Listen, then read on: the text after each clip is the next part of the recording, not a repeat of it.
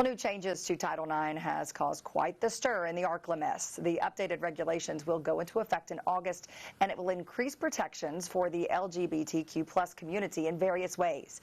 Our JW Meisenheimer headed out into the streets to speak with residents on both sides of the story. Title IX was originally created in 1972 to fight sexual discrimination, especially in women's sports.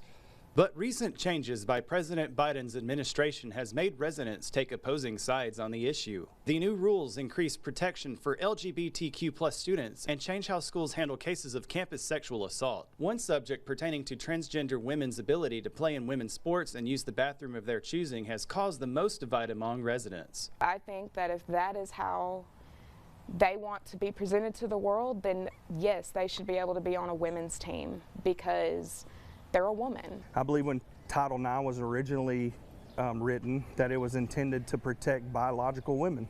And I believe that's the spirit. Some residents believe that biological males should not mix with women's sports or bathrooms. There would be any possible situation where I would be for having biological male in the bathroom, dressing room, or in a sport playing against or with my biological daughter. It feels like an unfair advantage, you know.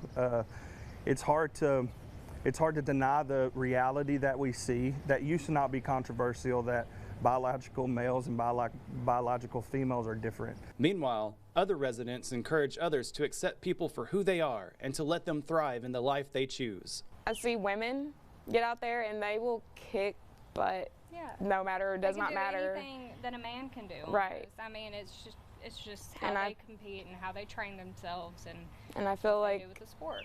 A trans man should be able to join a men's team. We need to educate, we need to learn, and we need to quit spreading so much hate. Arkansas is one of 5 states involved in a lawsuit that challenges Biden's updated Title IX regulations. Governor Sarah Sanders has signed an executive order that says that public schools should follow state law instead of the new regulations.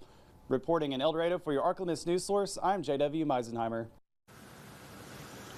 Here at NBC 10, we want to know, are you in favor of the changes made to Title IX? Just scan that QR code on your screen or go to myarklamiss.com/vote and let us know. We'll take a look at what viewers at home say at the end of today's show. Well, in education news,